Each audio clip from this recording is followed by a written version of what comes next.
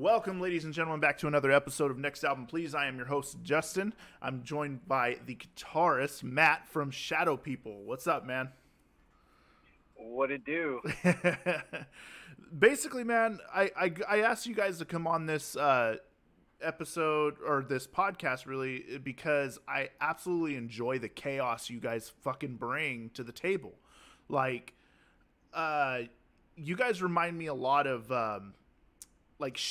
okay, and I went on Spotify, and I just kind of looked to see like what bands other people like that, you know how you can click that button and it says people also like this or whatnot, and you guys Right. you guys actually share a similar I guess realm as Sinza and Shinguard, which are like two of my fucking favorite groups, and you guys have this stigma of chaos and noise, which can typically turn a lot of people away.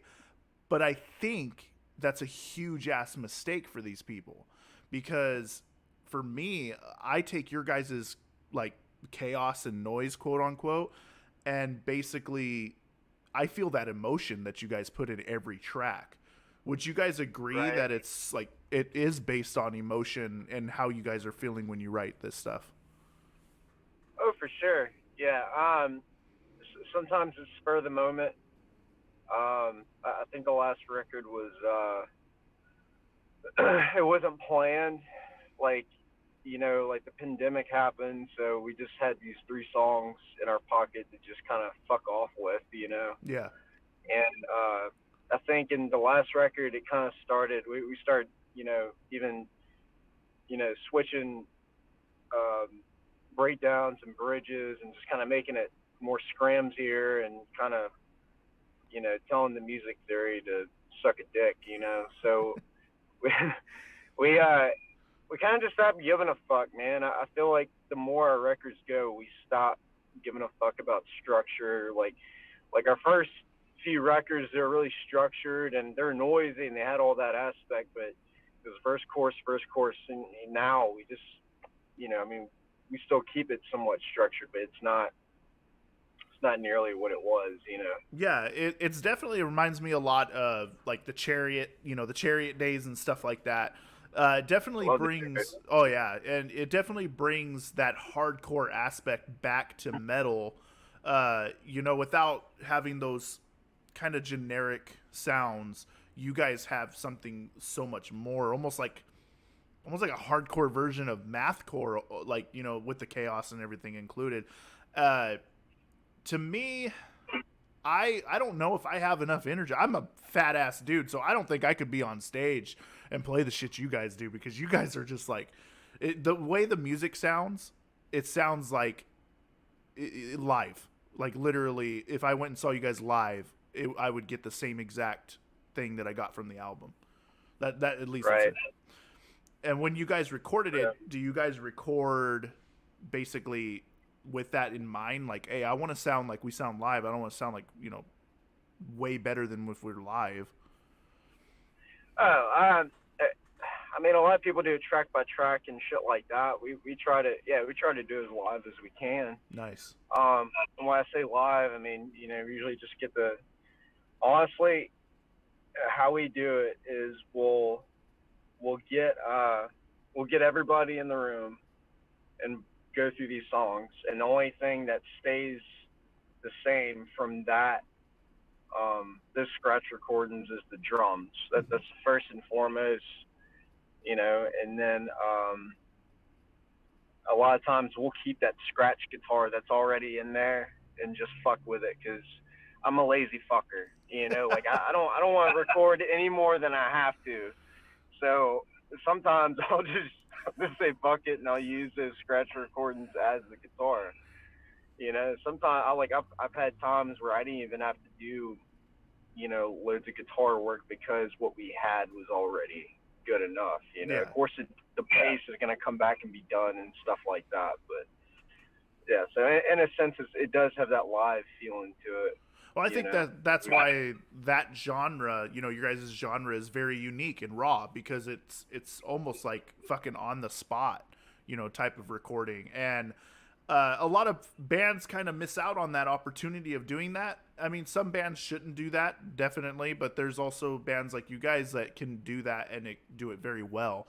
How did Shadow People meet? How did you guys get together? I, it was a cold winter of 2013 or 14, and I was a really really bad drunk, and I guess I met with Percy, the drummer. We ran into him. I ran into him to a bar, and this bar, I lived next door to the fucking bar at LSU campus, and so I mean it was kind of like this, this ragged out shithole fucking bar that all the, I guess, people that actually like local music would actually hang out at, So I just remember getting drunk, and then the very next day, I just remember, not making it home. Like I woke up on my mattress, and it turned out I got so drunk that I got Percy's number, and I said, "Hey, we should come jam next door. I literally live next door." And we're all fucked up. And he was like, "Yeah, totally." And then he says, I don't remember any of this shit, but he says the next thing he knows is I'm getting dragged out, like, not because I did anything fucked up, it's because I passed out. I passed out in the bar after doing like 30 shots of wherever the fuck, and I was just passed out, and they carried me from the bar all the way up to my apartment and dropped me on the fucking bed. I still don't know who did it, by the way, because I mean I didn't really have a lot of friends there that night, but somebody was a guardian angel. Yeah, somebody was looking out for you for sure. Yeah. And eventually, so I didn't really, I was like, hey, all right, I know who he is, but it turns out I was the drug dealer that I had was, because I'd buy pharmaceutical pills and stuff like that, Adderall, and turns out the guy I mainly bought from was his fucking roommate. So after that, after like, 5 Adderall 30s, he was just like, let's jam, and us, of course, my speedy ass, I said, well, fucking, hell yeah.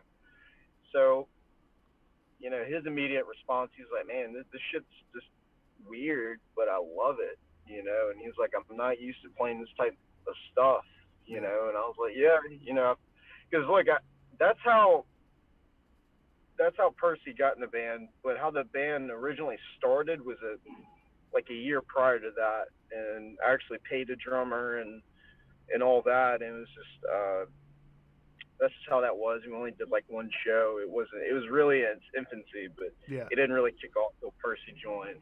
Nice. Eventually became roommates, and our first bass player, he was kind of like a roommate, and then I went to jail, and he became his roommate, and we just stuck together since then. Fuck, if you have a story, you can't fucking beat that one. Damn. So basically, you meet your drummer by being fucking hella drunk and just jamming out. I mean, fuck, you can't make this shit up. You know what I mean? It's stories like these is like, I'm 31, and I mean, 31, nice. So it's the older generation. Like, I mean, I'm saying old like we're fucking 50 and shit, but it's the older generation that has these stories where the younger generation, they can't come up with what we come up with.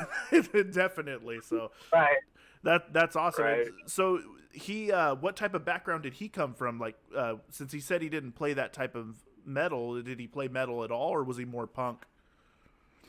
I don't think he necessarily played this genre, but he liked, like his one of the few bands that we actually agreed upon that we liked at first was Acid Bath.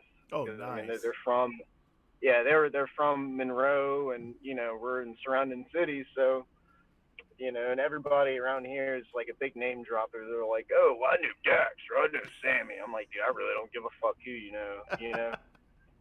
That's how people are around here, really. Yeah. So that's the band that we connected with, and then he started showing me Norma Jean and the fucking Chariot and all these bands, and I showed him. I was like, hey, this is my side. I like I Hate God, and this is the punk I listen to. So we just kind of traded, and I mean, we didn't sit around and say, hey, we want to sound like these guys. We just the first time I jammed with him, I actually blew out his amp. Like I had this acoustic guitar with a pickup, Uh, and I was noise fucking his amp, and I blew his shit up. I didn't think it was so fucking up, dude. He was fucking pissed, oh, I but bet. I think that was like a good sign. Like he was like, wow, this is really different, and really, there's not bands that are doing this, so I think I'm really into it. I think that's what his take was. Nice. So, Something and at different. first, yeah, at first we had these slow choruses and stuff like that because I always liked Crowbar and I Hate God and shit like that, and then we had like these fast, abrupt, you know, verses and bridges or whatever the fuck, and we just, I guess that's more like the punk side, Scrimgeour side. Yeah, So it just it's bands like I Hate God and Municipal Waste and stuff like that. Like they fucking laid the way for this new modern version of, I don't even know what to call the genre really. Some people call it hardcore, but to me hardcore is, very generic. No offense to any hardcore bands out there, but it's like it is very generic. A lot of the same riffs, a lot of the 4/4 chords.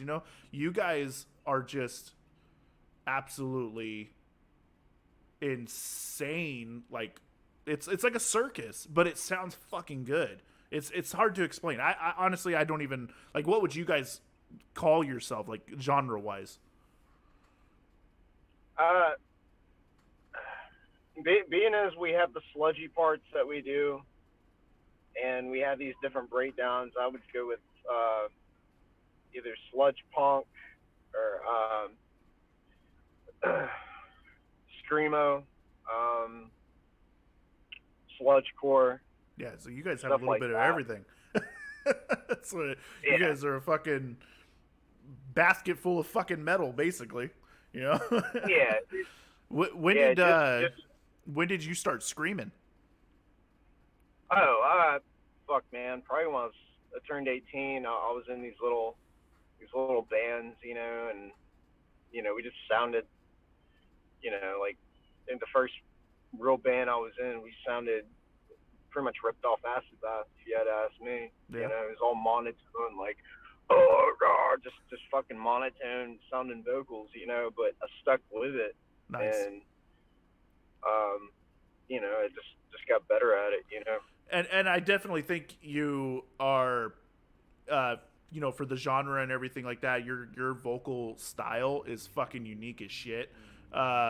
It's very raw. I don't think I've ever heard anybody like yourself, and that's like the best thing about myself. I'm a vocalist as well. I also play bass, and I try. I'm kind of do a little bit of everything, but Right. like I focus on gutturals as deep as I can fucking go. Uh, fucking what's his name from Slaughter to Prevail or whatever their name is, like that kind of shit. Alex the Terrible, that kind of shit, just deep, raw, fucking devil shit. And you have this like higher end, uh, like fucking feel about you. And when you do your yells, I mean, fuck, it almost gave me goosebumps, man. It really did. It was like, holy shit, this dude can really belt out shit. So that's why I was wondering how long you've been being a vocalist, because you definitely didn't just wake up 2 months ago saying, okay, I'm gonna be a vocalist and did it. You definitely have the fucking, you know, what's the word for it? I can't even experience. God damn, I can't even fucking talk. So experience, you have the experience for it, and it shows. So for the listeners and people watching on YouTube, definitely check these guys out. At least for Matt's vocal style. If you're a screamer out there, check out his vocals because they are super unique, definitely different. So when you guys came up with Shadow People as the band name, who was the idea? Was that primarily yours, or like how did you guys get to that? I would say it was mine and the fucking shadow people that I was seeing at the time, high on meth. Ah. You know Yeah, what, man. I was, man? The drugs definitely shape you as a musician. You know, in high school, I oh yeah, was, I everything under the sun. I mean, from pills to right. anything. It definitely changed me as a person and as as a musician and stuff. I ended up getting clean when my daughter was born. So basically, I kind of just Nice. stopped. And that's one thing too is I know we're kind of getting off subject talking about this, but for me, I just stopped like cold turkey. It didn't have any effects. Like I just didn't want to party anymore, and then I became fat. So if you don't want to become fat and you're doing drugs, probably don't stop doing drugs because it's like you're gonna get fat. But Right. it, go ahead. Oh, I'm sorry. Yeah. Man, it was really just off a meth binge. Like I'm in recovery. Like I've been recovered for about 3 years now. Good on you, man. So Good on you. thank you, Yeah. thank you. Yeah, man. It was really just from just doing a lot of meth. I've heard people use that terminology like, when I was partying, people would say stuff like, fuck, I see shadow people, or man, my shadow peoples have shadow people. It's just little things like when you have meth induced psychosis, you start seeing these shadows at the corner of your eyes and your peripherals. And I was so out there that, for weeks at a time staying up, I just said, fuck it, that'd be a really, really cool band name, Yeah, and no, it I felt is. like I had a soul tie to those, those hallucinations sometimes. So I just said, fuck it, we'll just call it shadow people. I like it. It definitely ties, a personal and emotional connection. So it means something. A lot of bands out there have band names that are just like, oh, flipping through the fucking dictionary, and they're like, okay, here we go. Then let's add this word to it, and there's no meaning behind it. So that's awesome that you Right. have a meaning behind it. And the reason why I asked about the band name, I know there's some interviewers that don't really like asking because bands hear that shit all the time. Is like, oh, how'd you get your band name? How'd you get your band? It does become annoying for bands, but I do it Uh, because I want to hear that connection because that's like the best part right. about music is the emotional connection that we have to it. So, what do you think inspired you to just like kind of wake up and go, at 18 years old, go, I want to be in a fucking band? Man, I'd say that happened way before that, man. I think that shit happened when I was 5 years old, and I heard Permanent Vacation, Aerosmith record. Mm-hmm. Heard that. I had an older brother who's 7 years older. So I mean, in the '90s, I heard I caught like the ass end of all the good shit in the fucking '90s while it was happening at a very young age. Nice. And I guess as a kid, I didn't growing up, I didn't really have a lot to. My interest just was gone to shit, except for music for whatever reason, you know. So Nice. Yeah. So it basically, yeah, I kind of have like a similar experience. It was kind of like the only thing I wanted to do, really, because I didn't want to, I mean, now I'm working, I've been working for a long yeah, time, but it's like, I didn't want to do that fucking 9 to 5 thing, I didn't want to do all that shit. I wanted to party. I wanted to drink. I wanted to play shows. I wanted to fuck. That's basically why I got into music. And then, you know, life happens. Kicks you in the fucking mouth, yeah, and then yeah, you're kind of stuck doing the 9 to 5. uh, so we talked about like chaos with your band, and chaos is the best word possible. And in metal, for people that are listening and watching, chaos is a good thing to say. If you don't represent chaos or anything like that, you're truly not in the metal field. In my opinion, metal is very chaotic, and it's meant to be that way because it's the only way we kind of get our shit out, basically. But right. with you guys, with Shadow People as a whole, how, for people that have never listened to you, how would you explain your music? Uh, are you talking about from somebody who doesn't listen to? Just like somebody looking for new, definitely metal listeners, because I don't honestly don't see anybody that listens to hip hop 24/7, coming to the metal scene. I really don't. I mean, sometimes they do, but Right. then, but someone looking for new metal, that wants to experiment, wants to get out of, maybe just like a metalcore vibe or a hardcore vibe. They want to experience something new. Like, how would you explain you guys? Uh, I would explain it as emo, emotional, emotional sludge. Yeah, man. I mean, Yeah. we have emo roots like a motherfucker, man. I'm not talking about like, you know, late 2000s emo. I'm talking how emo actually started, and like Midwest type emo shit. The good shit. Um, 1995 to yeah, 1999 era. Yeah. The good shit. yeah, stuff like that. If they're into that, they might be into us. If they're into I Hate God, they might be into us. Nice. Um, I that's really definitely suggest you guys go out of your way and listen to them, because I typically, it is all opinion based when you guys come on my show, and when people are watching my show, because everything is based around my opinion, because I don't bring people on here that I'm going to shit on. And I've said that multiple times, because if I don't like you, why am I going to bring you on? Not as a person, but at your music. If I'm like, ugh, this is god awful, why the fuck would I bring you on? So I highly suggest you guys go out and take, and listen to Shadow People, especially if you're an experienced metal listener. You want something new and fucking crazy that will get you going. Like, there's like slam dancing in the living room, and I've said this with a couple other bands, is getting fucking hard, man, because I'm almost kicking my cats, and I'm almost like smashing the coffee table because I want to fucking slam dance to all of your guys' shit and to other bands like the Arson Choir and shit like that. So it's they're really good, by the way. oh, the Arson Choir, fucking Yeah, amazing. Yeah. I heard them. Probably last week I heard them. They're fucking. Yeah, they're They're pretty really funny. I badass. like them a lot. Yeah, Reminds me of like Daughters and the Chariot. And yeah. And I think, you know what, man, I really do think your guys' time is coming. You guys, Arson Choir, stuff like that, because we're kind of going backwards in the music industry. We're going back in time a little bit, which is good, because I don't think this genre got the appreciation it should have gotten back in the Chariot days. I feel like there's more Chariot fans now than there has ever been.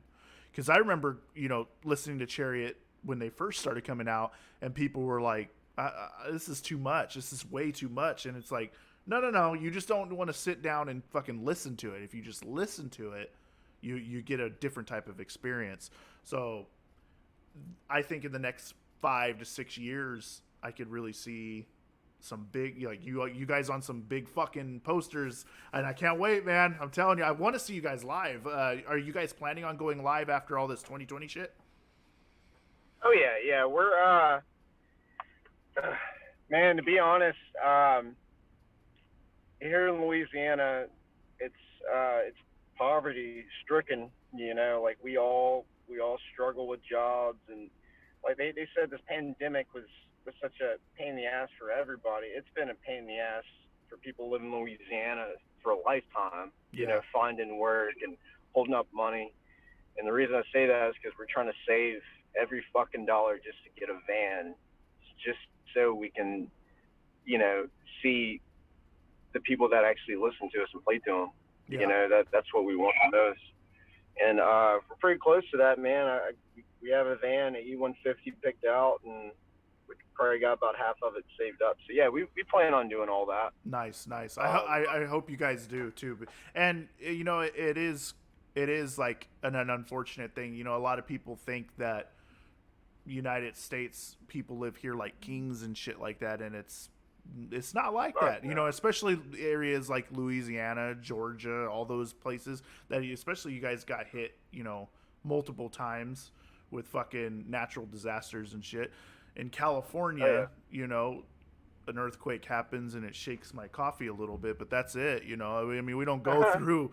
I mean, Oh yeah, I got the wildfires. yeah, the wildfires kicked our ass. I'm not gonna lie, and I do live in the middle of California, so that's why I don't really get too many natural disasters. The only thing we got was I think a 7-year drought, and yeah, it's and that's the thing though. All these the hard thing about being a musician is the money aspect.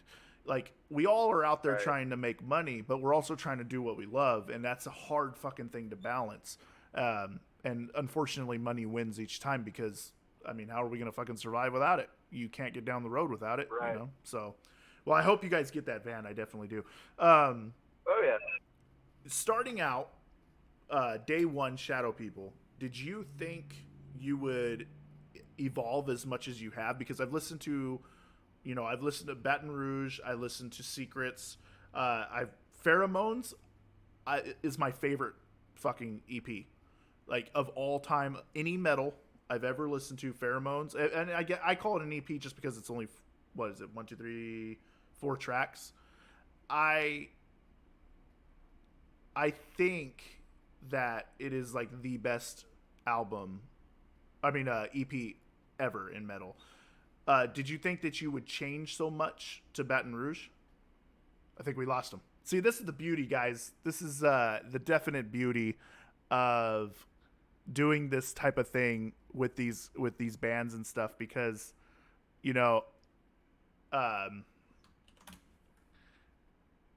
have these technical issues, and it only just brings the best part out of these podcasts. I like to release my podcast super raw and basically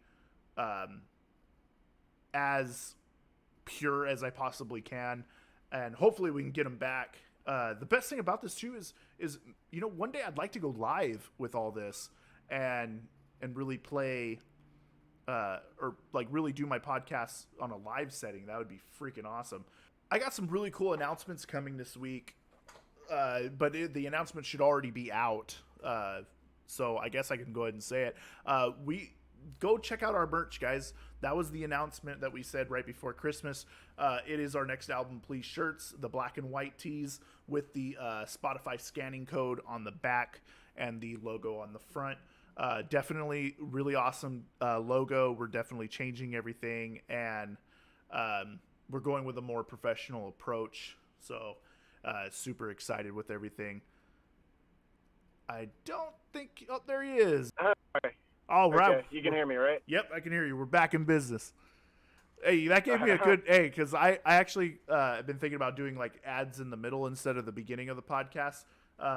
But I actually had to do an announcement anyway, so that was the best perfect timing for a technical issue. So definitely keep my podcast as raw as possible as well. I like to keep all these little things in because it just shows how real, things are. So I'll probably edit out a little bit, but it was perfect technical issue right there. What was I asking? Oh, so I was saying, I don't know how much you heard earlier, but Pheromones is my favorite EP of all time. It definitely separate my EPs from my albums because they are different than regular full lengths. In any metal EP I've ever listened to, Pheromones is the best one. And the reason why I say that is because, for one, I Don't Mean To is fucking amazing. I love how chaotic it is. Everything about that EP is just fucking good. And it's only 4 tracks, but I highly recommend it to anybody that hasn't listened to it. But since Pheromones, have you felt the evolution of Shadow People? I mean, everybody gets better over time, but do you feel like you guys have really evolved since then? Oh yeah, I think the main thing that happened was, you can only play so much sludgy riffs that, and timing and all that just starts to sound the same. Yeah. It's kind of where I got at, and we're gonna play stuff that we like playing. You know what I Nice. mean? We're not going to just stick to a genre and say, hey, we're this forever and this and that.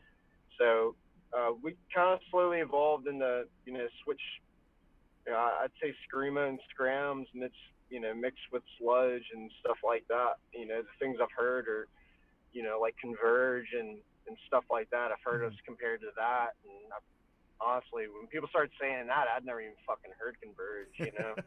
But I see why they say that. Yeah. It's a really good band. But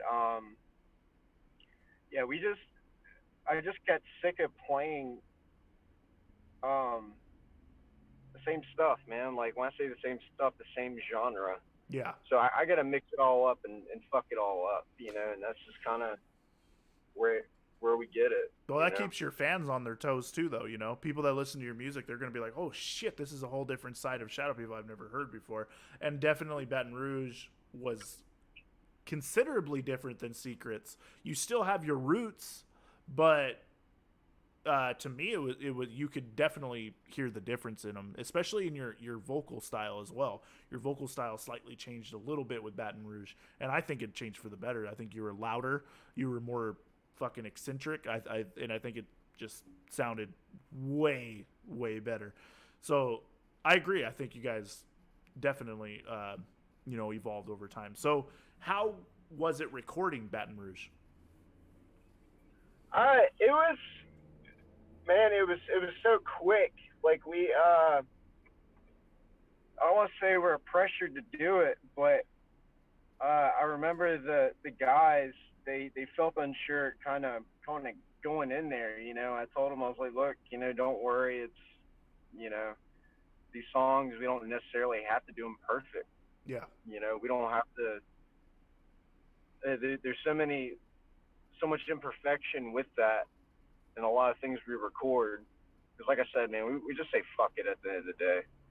You Yeah. know, um, but we don't have to get every single fucking note right and every single part of this and every single part of that. And that laziness kind of, you know, came into our sound. So with Baton Rouge, I think with the vocal style, I know we turned the vocals down. We started doing that because I think after I think that the the stuff that we want to do. Well, first of all, I hate the sound of my voice. I hate it.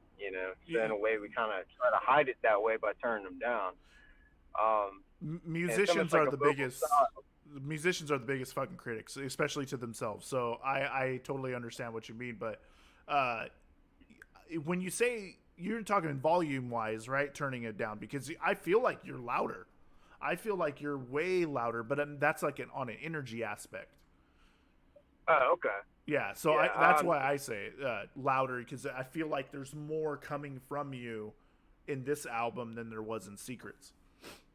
Yeah. I think that we kind of went a direction as far as the vocals and volume. I think it made a big difference from like Pheromones. The vocals were just fucking up. Yeah. They were just really up, and it sounded cool, but it just wasn't really exactly what we wanted. At the time we wanted them like that, but overall we kind of just wanted to um, have more mystery to it about the things we say, and Yeah.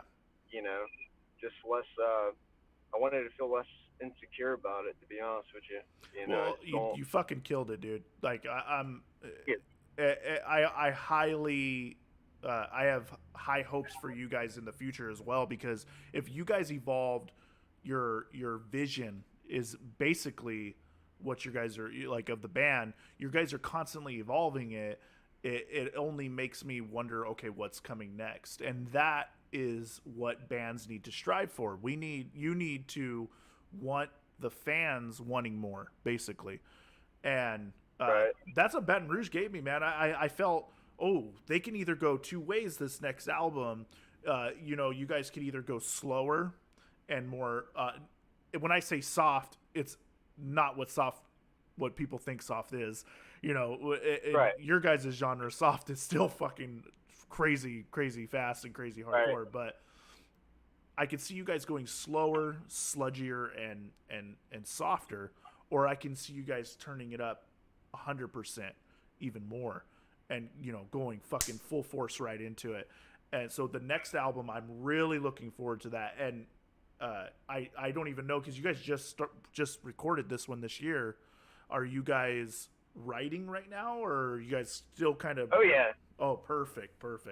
Oh yeah. We have 7 songs that we're rehearsing. We always, from Secrets, we just said fuck it, we're just gonna do 7-song EPs from now on. Yeah, I like it. It keeps people on the straight and narrow with listening wise, because I said in the last podcast, it's attention spans in humans is fucking dog shit. So you got to keep that smaller albums, unless like somebody like, if you enjoy the band, then obviously you're going to listen to the whole thing. But I feel like a lot of people nowadays, singles and EPs are the way to go. Albums are slowly dissipating. So so that's good, man. So without keeping you too much longer, what is next for Shadow People? I mean, do you guys have, fuck COVID, okay? And I mean that with the most respect.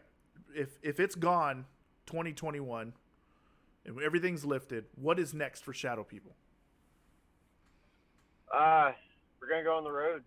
Perfect. We're gonna go on the road. That's the whole plan. We're gonna do that.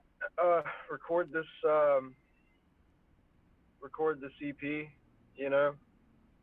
It's gonna sound a little bit different, for sure. It's never gonna sound the same. It's gonna sound a little bit faster. Perfect. If I had to say less breakdowns, then as far as less slow parts, I think it's gonna be less slow parts. Okay. So more on a technical, faster pace. Yeah. Perfect. Yeah, I think it's gonna be that. It still has the same tint to it, as far as the noise and all that shit. I couldn't get away from that if I wanted to. Yeah, because it comes out. If that's what you're fucking born to do, that's what you're gonna do. No matter what, even if you guys for some reason unplugged everything and went acoustic, it's still gonna sound fucking chaotic. So. Well, that's how it started. That's actually how it started. Yeah. Acoustically. I don't know if you. Yeah. No, we came out with the acoustic album, 2013. Oh shit! Are you guys ever gonna release that again on Spotify? Probably not. No. Probably not. No, man. Maybe like 1 or 2 songs. Like going back, I just wasn't really happy with the songs. Like I don't think, like maybe 1 or 2 was good out of that batch. Like that's another thing when we record. With Pheromones, there's songs on there that I didn't like, and I felt like in a way, because Pheromones was a full length. Whatever really? we got on Spotify it's just a couple of songs. So those songs you heard are the 4 best songs out of those fucking 10 songs. Oh shit. You know what I mean? Yeah. So we just kind of pruned the shit out of it because we just wanted the best of the best. And I think that's why we do EPs. Like we don't. With the very first demo or whatever, we had songs that just filled time, and I think our thing now is we don't want a song like that. We don't want fucking 2 seconds of just filling time. We don't want any of that. We want every fucking song, and we want to be happy with every song. Yeah. Because honestly, man, the listeners, everybody trim listening, the fucking fat. Trim the fat, like they say. Yeah. Exactly. Yeah. I agree. Yeah, fuck. People can say, oh, it's still good and this and that, but I mean, people are listening to it and they know. Yeah. They know right away. They're like, man, this isn't as good as this or that. So we cut the fucking cancer out, man. Yeah. That's the number one thing. Like I want something. If it's gotta be short and sweet, so be it. That's fine. But I want every song to be. I want 5 years down the road. I want to be very happy with the record. Yeah. And the only records that we're happy with is probably a little bit of Pheromones, Secrets, and Baton Rouge. Everything before that is kind of if and and. to be Okay. honest with So you. how many albums have you guys in all, like albums slash EPs? How many have you done? One, four, four. Oh, okay. We've done four. Nice, nice. So, uh, that's awesome, dude. Though that you guys do something like that, because not a lot of bands have the courage to fucking do something like that. Because a lot of people, they keep those songs in there because it does fill out an album. Because the old 2000s way of thinking was, let's fit as much as we can to give people as much as they can take, and it's not, Right. that's not the way things should have operated even back then. You know, you have bands like, I may get shot for saying this, but like fucking Corn, you know, Corn has some Yep. great albums out there. Did I like every single one? No, I think there should have been like 3 or 4 songs cut on each album, and that was consistent, you know, and that's coming from someone that really enjoys them. So, Corn fans, I know you're fucking diehards. Don't kill me over that. But anyways, it's for you guys to do that. It takes a lot of courage, and I respect the fuck out of that, because I'd rather hear an EP of 7 great songs than 7 great songs out of a 12-song album, because you don't want to hear that. Who wants to fucking hear that their shit sucks? You know what I mean? Yeah. So, Right. but that's awesome, man. I'm glad I got to talk with you today, though, because you guys are fucking killing it. You guys have great music. I expect a lot from you guys coming from in the future, and I think it's going to be fucking amazing. You are definitely welcome on the West Coast. Fuck yeah. You know, metal here is not dead. You know, we have a lot of great bands here as well that are in the same kind of boat you guys are when it comes to genre wise. And the music industry may shit on the underground scene, but the underground scene is where it's fucking at, and it will always be that way. That's all I got to say on that. Because fuck, you know, I'm sorry, but fuck the mainstream media. I can't do it. I tried, you know, when I first started doing my album reviews, I tried doing like the album reviews of all these big guys, but how is that? How am I helping out my fellow musician? You know what I mean? That's how I kind of got on this like fucking hype train of going out and finding all these bands that deserve more recognition and get you guys even more, like, kind of help promote you guys and stuff. And I get to fucking bullshit with some amazing artists. That's like the best thing about it too. So Yeah. Well, I don't mean to cut you off. Oh, man. no, you're good. The difference is you're not doing it for the fucking clout, man, and that's what counts. You genuinely like to do this, man, and I genuinely like to do it too. So I really appreciate you having me, and that's what it is, dude. People now, they can see who's full of shit and who's not. They can see who's just doing this just to, you know, name drop and get their fucking name out and gatekeep and do all that. We're doing this because fucking love it, man. We don't make a lot doing it. So. Yeah, definitely. You know, and that's the thing with me too, is like I put ads in, but I don't fucking make much from them. I don't even think I've made my first dollar yet, you know? So it's like, so money wise, I don't give a shit. What I care about is I get to connect with, you know, and I do all genres. I haven't done too much country artists. I think I only did one, but I do have like even like folk bands coming in, which is like my favorite type of music, which is strange to believe because I fucking love metal as well. But it's the fact that I get to meet these guys that are gonna fucking possibly be huge in the future, and I get to say I got to talk to them before they became that. And it also gives me a chance to talk with guys that and I know who is going to stay humble and who's not. You know, you can tell. Yeah. You can definitely tell which bands are going to kind of change the way of thinking once, you know, the money starts rolling in. And you can tell the bands that are going to be like, no, fuck that. I already spent my last paycheck because I was drunk or I was doing this or I was doing, you know, or we bought new gear. And, you know, you could definitely tell who's in it for the ride and not the money, basically. And yeah, man. That's what I try to do. Yeah, that's awesome. We have people message us about our stuff, man, and I give them my utmost fucking attention. Yeah. As much as I possibly can. And to be honest, dude, a lot of times I don't even want to hear, like I appreciate praise and all that from other people and stuff like that. When a kid messages me about Shadow People, I don't want to fucking talk about Shadow People, man. I want to talk about his band. Oh, nice. That's what fucking matters. That's fucking amazing, dude. Yeah, I want to hear their shit, dude, because honestly, most of the fucking time, if not all the time, their shit is fucking awesome. Yeah.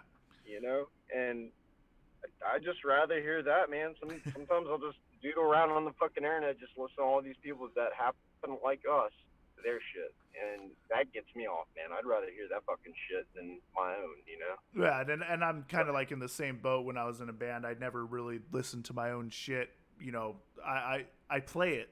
I don't want to listen to it. And plus, listening to other people, especially musicians that aren't huge or anything like that, you gain this, newfound knowledge, and you give them a sense of purpose as well. So you're helping your fellow musician out, basically. And that's what we, as a community, and this is all music, we need to understand that. Metal is not just a metal community. Metal is everything. Rap is everything. Like, if we all thought like that, the communities would get along a little bit better. I mean, I'm not saying that they're fucking at war or anything like that, but, if I tell some dude that's only listens to rap, I was like, oh, have you ever heard of cattle decapitation? They're going to be like, what the fuck's wrong with you, Satan worshiper? It's like, no, it shouldn't be that way, man. It shouldn't be that way. So, but anyways, man, this is the time of the podcast where I give you an opportunity to kind of let the listeners know and the people watching where exactly to find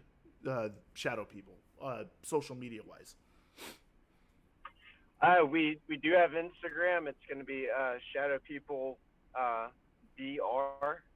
That's our Instagram account. Facebook, you'll just type in Shadow People. You'll see me on the cover, and our bass player in the back being pissed he's in the picture. Yeah, he fucking hates that shit. We do have TikTok. We're kind of fucking around with that, but we had some videos banned, and so now we're shadow banned from TikTok. It's fitting though. Shadow People or shadow banned. That's fucking great. Yeah, no shit. Fucking shenanigans, man. Yeah. As far as streaming services, we're on everything, due to DistroKid. So I mean, you can see us on everything. The platform that we're on the most, that we're most active is Bandcamp. Bandcamp's our shit. We fucking love Bandcamp. But we're on Spotify and everything else. So nice. I haven't got a chance to look at your guys' Bandcamp yet. Just because Spotify's my shit, man. I everything I do is through Spotify, and I need to learn to let go. Because Bandcamp is actually probably the best fucking thing ever invented. And because it reminds me of old school MySpace. I don't know, you remember those days, old school MySpace. Oh, yeah. So that's up to you. Yeah. You guys have merch on there by chance? Yes. Okay. Yes, we do. I'll have to check that out. We have shirts. Oh yeah, we have shirts and records and shit like that. But yeah, man, I'm the same way. Like, I can't let go of Bandcamp. I need to get on Spotify, and I don't even have a Spotify account, bro. Oh yeah, I've been so stuck on it, man, since it came out. I've never let go. So I need to start listening to Bandcamp or going on Bandcamp, because you find way better bands on Bandcamp than you do Spotify. Because Bandcamp, you don't have to have DistroKid to put your stuff on. So a lot of guys that can't afford DistroKid, they just put it on there. So, but anyways, that's coming to a close of the episode, man. Thank you so much again, Matt. For coming on here and telling us your story, man. That's the best part about the music industry, is the stories and the people you get to meet and everything like that. So until next time, you guys, see you later. I can't stay.